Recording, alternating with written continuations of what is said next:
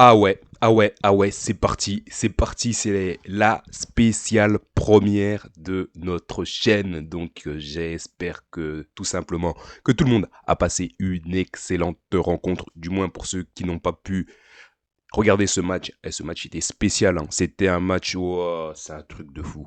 C'était une rencontre de dingue, une rencontre de fou furieux, de fou malade. C'est un truc de dingue. Ah non, il faut le dire, hein, c'est un vrai banger.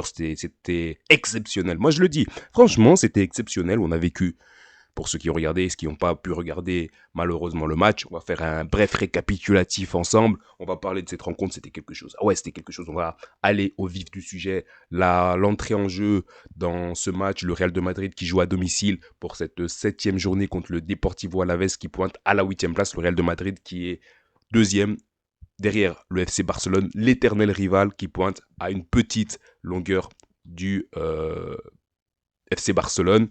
Après, on va aussi vivre ensemble, on va vivre ensemble le Classico là, à la fin du mois d'octobre, on va vivre le Classico. Mais là, on va revenir rapidement sur la première mi-temps de ce match. Le Real de Madrid qui rentre parfaitement dans son match, qui fait les efforts nécessaires. Le Real de Madrid qui est rapidement récompensé. But de Vasquez sur un service magistral, il faut le dire, de Vinicius Junior qui a fait le taf, qui a fait le job. Il s'est démené, il est rentré sur son pivot gauche, il a parfaitement feinté le défenseur qui devait le marquer, faire un pressing, mais ah bon, ça passe pas, ça passe pas. Le futur Ballon d'Or a été un passeur décisif. Il a très bien fait ça dans cette soirée du mardi 24 septembre. Ensuite, c'est un Kylian Mbappé en fou furieux, un Kylian Mbappé motivé, galvanisé comme jamais, qui vient inscrire le deuxième but. Là, le Real de Madrid domine le Deportivo Alavés. Il n'y a qu'une seule équipe à bord sur le terrain, c'est le Real de Madrid qui fait son jeu, qui joue de la meilleure des manières. Et quand le Real de Madrid est dans ces conditions-là, ils sont tout simplement inarrêtables et ils emportent la première mi-temps. Deportivo Alavés n'est pas du tout dans son match. Il y a pas vraiment de, il y a rien de vraiment piquanté, il y a rien de vraiment extraordinaire dans le jeu qu'il propose. Il y a pas, il y a ce truc qui manque, il y a ce truc qui manque. Et là, parfaitement, le match il est géré. Le Real de Madrid domine. Carlo Ancelotti. Moi, je me dis, franchement, au début de la deuxième mi-temps, Carlo Ancelotti va faire tourner son effectif là en prévision de la rencontre contre l'Atlético Madrid qui aura lieu dimanche. Donc là, c'est aussi ouais, c'est un gros morceau. C'est un gros morceau. L'Atlético Madrid de Diego Simeone qui, elle aussi, voilà, va viser le titre. Je me dis, il y a 2-0, on a déjà, on a déjà en fait le scénario final. Et il y a encore le troisième but de Rodrigo. Le troisième but de Rodrigo qui fait du bien, qui confirme tout simplement ce que je disais à la fin de la première mi-temps. Le Real de Madrid qui fait son match, le Real de Madrid qui fait son jeu, le Real de Madrid qui l'emporte dans tous les duels, le Real de Madrid qui est un cran ou deux crans ou trois crans dessus. En plus, il joue au Santiago Bernabéu. Le match est totalement maîtrisé et évidemment Carlo Ancelotti il fait tourner l'effectif, il fait les changements et dans les changements il y a Vinicius qui sort, il y a Kylian Mbappé qui sort, Kylian Mbappé qui est buteur, Rodrigo qui sort, Federico Valverde qui sort et Militao, l'international brésilien aussi qui sort. Et là je me dis bon à 3-0, j'ai la certitude que le match voilà, il est plié, il reste plus qu'une seule équipe à bord et à la 69e minute Luka Modric rentre à la place de Valverde. Il y a Hendrik qui rentre à la place de Rodrigo, dit Bobby Charlton. Hendrik dit Bobby Charlton. Qui avait la possibilité. C'est passé un chouïa à côté. Hendrik aurait pu faire la différence. Il aurait pu même marquer. D'ailleurs, il fait toujours la différence. Hendrik fait toujours la différence. Il aurait carrément pu marquer.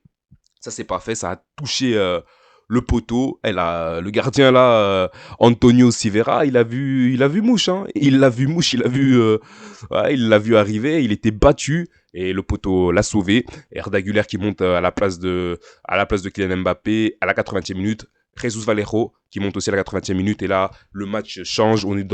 Là je crois qu'il y a eu peut-être un pic de confiance. On s'est dit le match il est gagné. Et, j'ai la conviction et je le dis peut-être avec certitude. Ça n'engage que moi, mais c'est mon aperçu par rapport au match. Je me dis les remplaçants ils se disent ouais c'est donné, c'est cadeau. Là il y a 3-0, c'est inirrattrapable.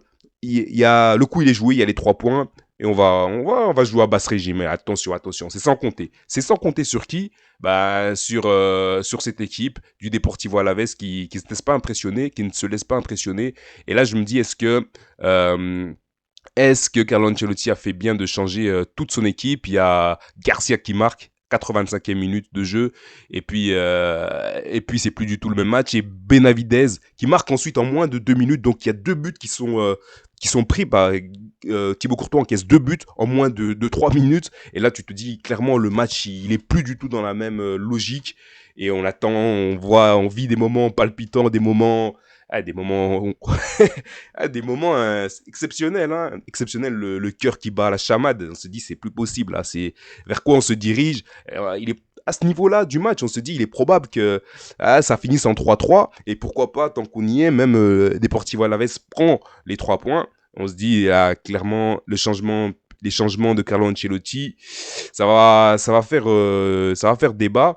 Et on voit voilà, à la fin du temps réglementaire, l'arbitre l'assistance qui vient et qui donne 5 minutes de temps additionnel. Là, il y a Vinicius Junior Vinicius Junior, il en revient pas. Il dit, c'est pas possible. Comment est-il possible que vous donniez 6 minutes de temps additionnel? Il comprend pas. Il est fâché. Il est totalement fâché. Le futur Ballon d'Or. Il proteste. On connaît le personnage. Et on peut se dire, hein, on peut mesurer le pour et le contre. On peut mettre dans la balance.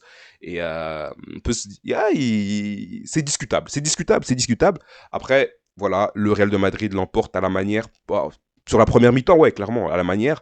Les changements ont-ils été payants? A-t-il bien fait Carlo Ancelotti de faire rentrer tout ce beau monde à la fin du match? Ça a peut-être un peu perturbé l'effectif. Il y avait déjà un dynamisme. Il y avait une transition. Des transitions étaient parfaites. Le jeu était bien rodé. Et le Real de Madrid qui l'emporte. Et sur ces deuxième mi-temps, sur la fin du match, il y a eu du laisser-aller, il y a eu beaucoup de déchets, manque de concentration. Et voilà, on se dit là maintenant, un match, ça peut se jouer sur des détails. Moi, j'ai envie de dire, le Deportivo Alavés, ils avaient en face d'eux un Real de Madrid qui était en pleine confiance. En première mi-temps, ils ont pleinement dominé Alavés. Il n'y a même pas de discussion. Et sur la fin du match, le Real de Madrid qui rétropédale et le Real de Madrid qui prend une soufflante. Ils prennent une soufflante et ils sont surpris. Et ça aurait pu virer à un scénario plutôt cauchemardesque. Et heureusement qu'il y a eu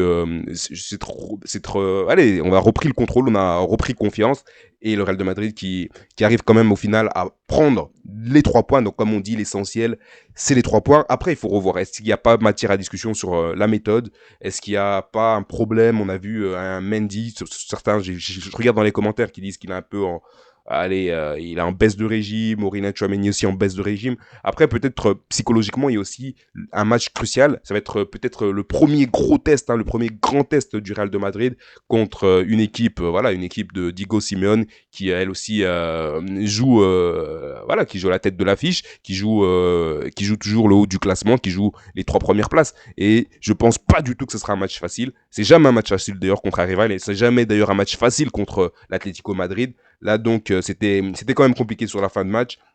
On a vu un Vinicius Junior parfois voilà, il a fait du Vinicius un peu perdre ses moyens. C'est jamais bon pour un futur Ballon d'Or. Après, on va lui dire il est encore jeune, mais là, il va rentrer dans un monde stratosphérique. Il aura en prenant ce Ballon d'Or, clairement, il va faire partie des tout grands du football et il va devoir maintenant changer peut-être certaines choses et commencer à comprendre que c'est dans une autre dimension qu'il va rentrer. Donc le prochain match, c'est contre l'Atlético Madrid dimanche. On va l'analyser, on va le scruter, on va prendre la température. C'est toujours sur notre chaîne en haute définition et c'est ici que ça se passe.